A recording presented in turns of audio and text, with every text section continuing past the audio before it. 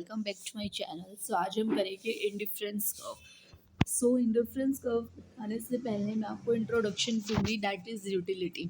Utility क्या होता है? सो आपको सबको पता है कि कंज्यूमर कंज्यूम करता है गुड या सर्विसेज, बट क्यों क्यों गुड और सर्विसेज, क्यों कंज्यूमर को नीड होती है किसी गुड को कंज्यूम करने की? क्यों आप पिज़्ज़ा ऑर्डर करते हो? आप पिज़्ज़ा ऑर्डर इसलिए करते हो ना, ताकि आपको उसको खा के क्या मिले, सेटिस्फेक्शन मिले। जो आप पिज़्ज़ा को खाने के बाद सेटिस्फेक्शन मिलती है, उसी को इकोनॉमिक्स की लैंग्वेज में बोलते हैं क्या? यूटिलिटी। इस यूटिलिटी को मेज़र करने के लिए हमारे पास दो अप्रोच है। First is cardinal utility and number two is ordinal utility. Ordinal utility को हम क्या कहते हैं? Indifference curve. ठीक है। सो इंडिफरेंस कर्व क्या होता है? What do you mean by indifference curve? So indifference curve एक ऐसा कर्व है, indifference curve is that curve which different combination of two commodity, कि दो कॉम्बिनिटी का डिफरेंट कॉम्बिनेशन जो हमें प्रोवाइड करता है क्या? Equal satisfaction. इंडिफरेंस कर्व में हम दो गुड्स, दो कॉम्बिनिटी लेते हैं, for example X and Y, और उनके डिफरेंट कॉम्बिनेशन बना लेते हैं। फॉर एग्जांपल जैसे एक्स है, एक्स यूनिट हुई और एक वाई यूनिट हुई। फर्स्ट कॉम्बिनेशन मैंने बनाया कि मैंने एक्स की मैंने 10 यूनिट कंज्यूम करी और वाई कम्युनिटी की मैंने 8 यूनिट कंज्यूम करी। सेकंड कॉम्बिनेशन बनाया मैंने कि एक्स की मैं 5 यूनिट कंज्यूम कर रही हूँ और वाई की 4 यूनिट। इंडिफरेंस कर्व क्या कह रहे हैं? It doesn't matter first combination में आप क्या ले रहे हो, सेकंड कॉम्बिनेशन में आप क्या ले रहे हो। हम आपको जो दोनों कॉम्बिनेशन को यूज़ करके सेटिस्फेक्शन क्या मिलेगी? इक्वल। चाहे आप कॉम्बिनेशन ये ले लो या फिर आप कॉम्बिनेशन ये ले लो। यानी कि डिफरेंस कर्व क्या कहते हैं कि कंज्यूमर को क्या प्रोवाइड होती है? Equal satisfaction. आई होप आपको बहुत अच्छी तरह से क्लियर हुआ होगा इंडिफरेंस कर्व का मीनिंग। सो इंडिफरेंस कर्व हमारा किसने दिया था? Indifference curve propounded by Hicks and Allen. Question यहाँ से बन जाता है पीवाई क्यूज में कि Hicks and Allen who give the indifference curve, then answer will be Hicks and Allen. ठीक है जी।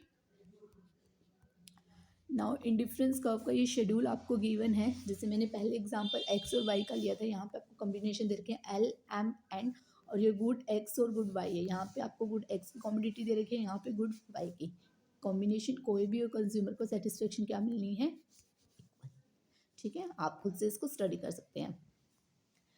Next is indifference curve. Indifference curve का जो हमारे पास कर्व होता है वो क्या होता है? Convex to the origin. ये कन्वेक्स टू दी ओरिजिन क्या होता है? Due to MIRS, that is marginal rate of substitution. Marginal rate of substitution क्या होता है मैं आपको थोड़ी देर में बताती हूँ। ठीक है। Next is indifference map. Indifference map क्या होता है? जब हम एक से ज़्यादा कर्व इंडिफरेंस कर्व प्लॉट करते हैं एक ही उस पे ग्राफ पे, तो वो क्या बन जाता है हमारे पास? Indifference map. So indifference map is a group of indifference curve. Indifference map क्या है? इंडिफरेंस कर्व का एक group. For example this is the diagram. एक डायग्राम पे मैंने IC1, फिर IC2 और IC3 ए जब मैंने एक साथ उनको प्लॉट कर दिया तो वो क्या बन गया हमारे पास? Indifference curve map. ठीक है जी।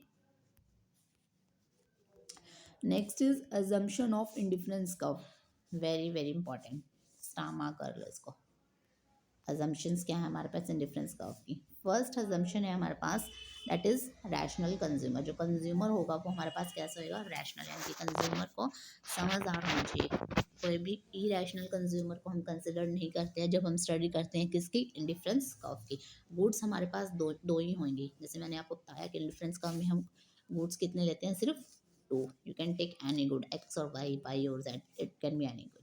Next is utilities measure ordinary. मैंने आपको बताया था कि इंडिफरेंस कर्व को हम क्या कहते हैं, और दूसरा नाम क्या है इसका? Ordinal utility analysis. Indifference curve, why it is convex to the origin due to diminishing marginal rate of substitution. Fifth point है consistency in selection. Consistency in selection का क्या मतलब है कि अगर मान लो मैंने ए को प्रेफर किया है किसकी बजाय? बी की जगह, तो मैं कभी भी बी को प्रेफर नहीं करूँगी। किसकी जगह? ए की जगह। I always prefer A in respect of B. यानी कंसिस्टेंसी आपने क्या करनी है? मेंटेन करके चलनी है। ठीक है जी। हाँ जी, नेक्स्ट मेरे पास क्या है, मार्जिनल रेट ऑफ सब्स्टिट्यूशन। मैंने आपको बताया था कि indifference convex to the origin होते हैं, क्यों? मार्जिनल रेट ऑफ सब्स्टिट्यूशन की वजह से। मार्जिनल रेट ऑफ सब्स्टिट्यूशन होता क्या है, देखो with the help of diagram हम इसको समझेंगे। यहाँ पे देखो, एल कॉम्बिनेशन में मैंने एक्स कॉम्बिनिटी की 1 यूनिट कंज्यूम करती है और वाई की 18 यूनिट। एम कॉम्बिनेशन में मैंने एक्स कॉम्बिनिटी की 1 यूनिट को इंक्रीज कर दिया, तो मेरे को वाई यूनिट कम करनी पड़ी, कितने यूनिट से? 5 यूनिट से। यानी कि एक्स की एक एडिशनल यूनिट लेने के लिए मेरे को वाई की कुछ यूनिट को क्या करना पड़ा, सेक्रीफाइस। इसी को बोलते हैं मार्जिनल रेट ऑफ सब्स्टिट्यूशन। और I can say marginal rate of substitution is the rate, एक ऐसा रेट है at which consumer can substitute one good for another. एक गुड लिया, one good another, with one good for another, छोड़ा क्या, ये Y के 5 units, without changing the level of satisfaction. But consumer का जो सेटिस्फेक्शन लेवल होगा वो यहाँ पे भी सेम रहेगा और यहाँ पे भी सेम रहेगा, but consumer have to sacrifice Y की Y unit to attain one more unit of X. इसी को क्या बोलते हैं, marginal rate of substitution. Marginal rate of substitution का फॉर्मूला होता है हमारे पास, जो कि इंपॉर्टेंट होता है, पूछ लिया जाता है, that is marginal rate of substitution is equal to loss of Y. आपने वाई की 5 यूनिट छोड़ी ना, and gain of X, gain की कितनी यूनिट ली, सॉरी एक्स की कितनी यूनिट लिया, 1। तो इसी को क्या बोलते हैं, marginal rate of substitution. Formula क्या हुआ, loss of Y divide by gain of X. Very very important question, आपसे फॉर्मूला पूछ लिया जाता है एग्जाम में, आपने फॉर्मूला याद रखना है, ठीक है। यहाँ पे देखो, ये आप खुद से पढ़ सकते हो, वही है जो मैंने अभी आपको बताया है, ठीक है। आई होप आपको समझ में आ रहा होगा हर चीज़ कि कैसे क्या क्या हो रहा है। Next is properties of indifference curve, star mark करके पढ़ेंगे हम इसको, very very important, that is properties of indifference curve. First properties है इंडिफरेंस कर्व की, and indifference curve has negative slope. Indifference curve का स्लोप कैसा होता है, negative. It is move from left to right, ठीक है। Why due to M R S, that is marginal rate of substitution, ठीक है। Next is higher the indifference curve give higher level of satisfaction. देखो इस diagram में, देखो इस diagram में मैंने 2 इंडिफरेंस कर्व बनाए, IC1 एंड IC2। IC1 पे जितने भी कॉम्बिनेशन है, नो डाउट आपको इक्वल सेटिस्फेक्शन मिल रहा है, IC2 पे भी आपको इक्वल सेटिस्फेक्शन मिल रहा है।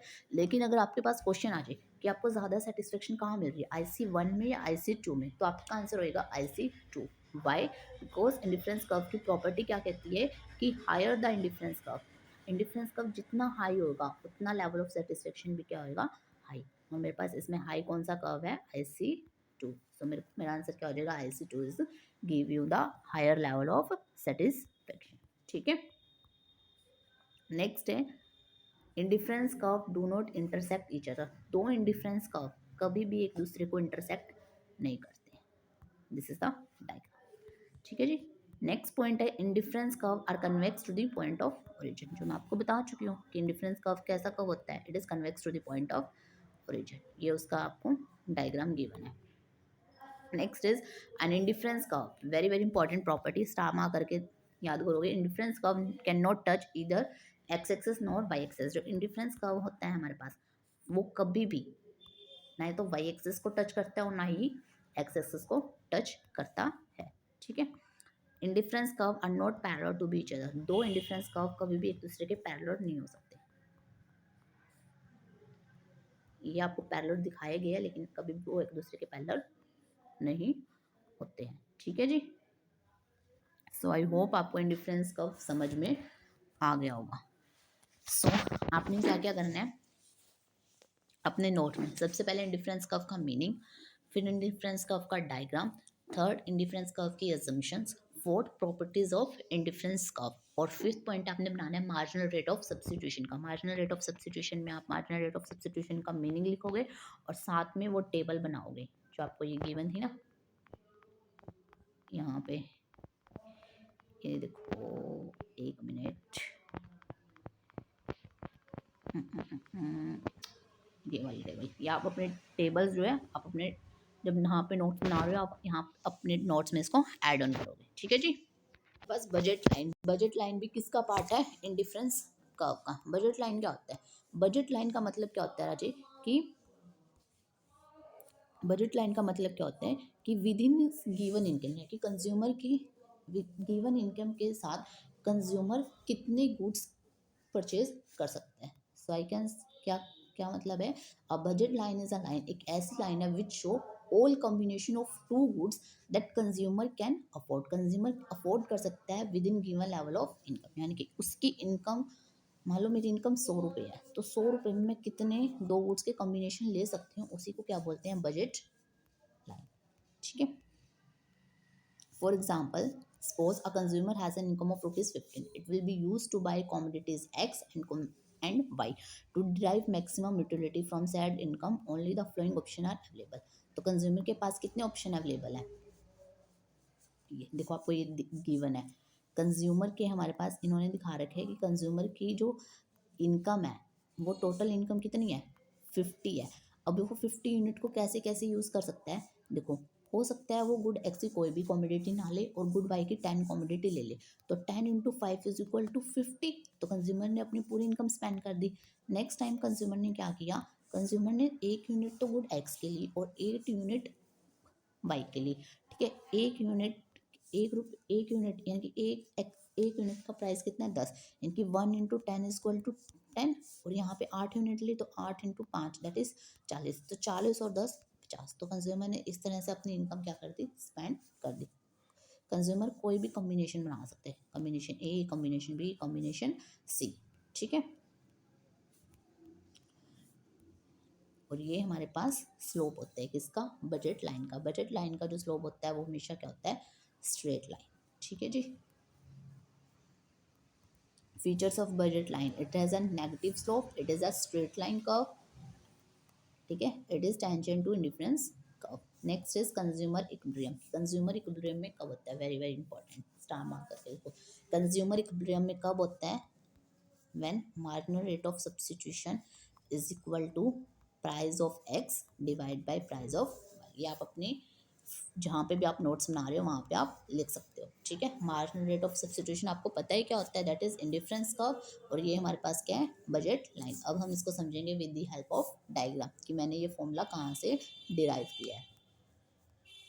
देखो डायरेक्ट यहाँ पे आ जाओ आप, यहाँ पे देखो इस डायग्राम में आपको क्या दे रखा है, IC1, IC2 एंड IC3, ये अपने को क्या दे रखी है, एक बजट लाइन, ठीक है। ध्यान से आप देखो, तो ये जो IC3 है मेरा इस बजट लाइन से क्या जा रहा है, बाहर, तो क्या मैं इस IC3 पे जो गुड्स के कॉम्बिनेशन है मैं उनको बाय कर सकती हूँ, No. जो मेरी बजट लाइन पे है मैं सिर्फ उनको अफोर्ड कर सकती हूँ, यानी कि मैं इस IC2 के गुड्स को बाय कर सकती हूँ और एक IC1 को क्यों कर सकती हूँ बाय, क्योंकि ये तो बजट लाइन से कम है ना।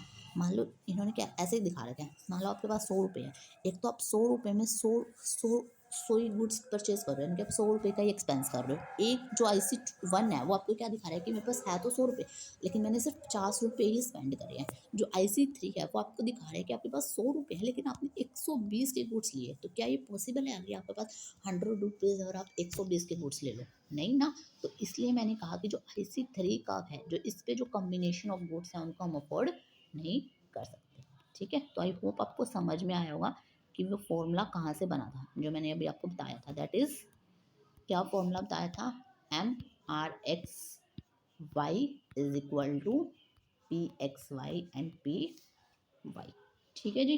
सो थैंक यू, आई होप आपको वीडियो पसंद आई होगी, अगर पसंद आई है तो do like it, share it and subscribe my channel, thank you.